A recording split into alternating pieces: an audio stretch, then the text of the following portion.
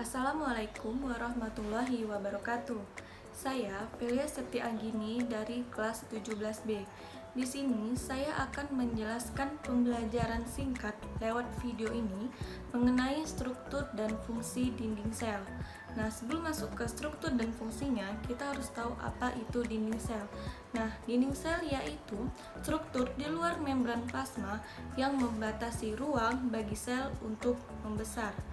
Nah, dinding sel merupakan ciri khas yang dimiliki oleh tumbuhan, bakteri, alga, fungi, meskipun struktur penyusun dan kelengkapannya berbeda.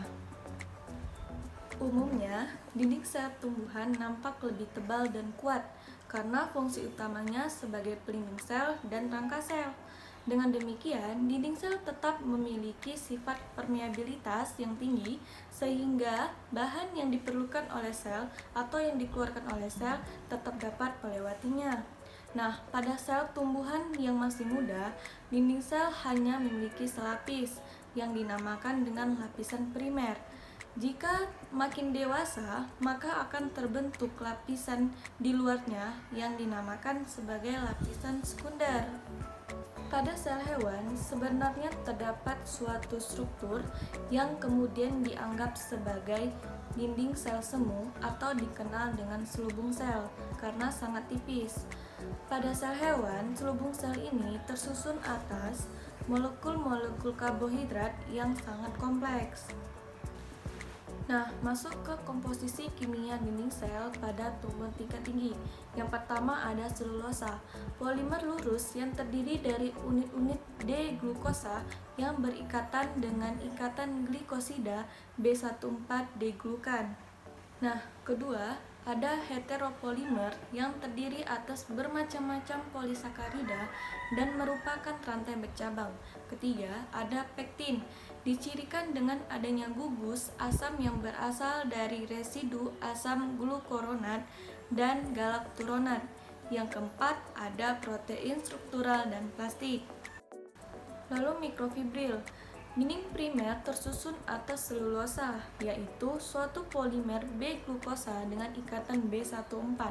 Kurang lebih terdiri dari 40-70 rantai molekul selulosa terdapat dalam kelompok-kelompok yang sejajar yang membentuk mikrofibril ini. Pada dinding primer, mikrofibril tersusun erat dan letaknya tersebar. Ruang-ruang di antara mikrofibril diisi oleh air, protein, dan bahan dinding sel lainnya, yaitu hemiselulosa dan pektin. Mikrofibril tersebut bersifat lentur dan memanjang. Lalu ke struktur dinding sel. Jadi yang pertama itu ada lamela tengah. Jadi lapisan terluar dan pertama yang terbentuk selama pembelahan sel. Lalu ada dinding sel primer. Jadi dia bersifat fleksibel dan tipis. Mikrofibrilnya pada dinding primer tersebar acak dan mampu melentur dan memanjang. Lalu kadar hemiselulosa lebih tinggi, kadar selulosanya lebih rendah. Lalu terdapat pektin. Mikrofibril selulosa dilapisi oleh hemiselulosa yang saling silang satu sama lainnya. Lalu ada dinding sel sekunder.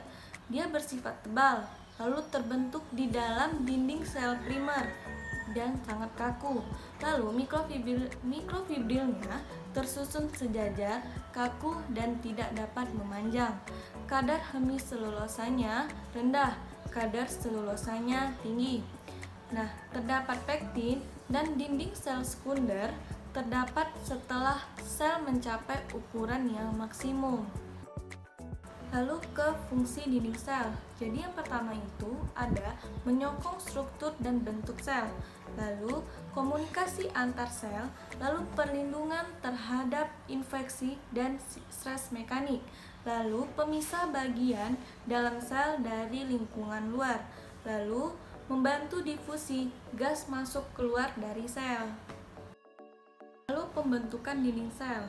Matriks polisakarida sebagai bahan dasar, dinding sel disintesis dengan bantuan enzim di badan Golgi, kemudian disekresikan ke dinding sel melalui fusi membran vesikula ke membran plasma. Lalu ada pertumbuhan dinding sel. Ada dua cara. Yang pertama itu ada pembelahan sel dan pemanjangan sel.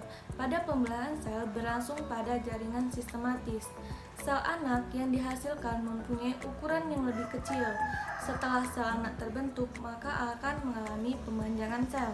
Nah, selama pemanjangan dinding sel, mikrofibril bergerak satu terhadap yang lainnya.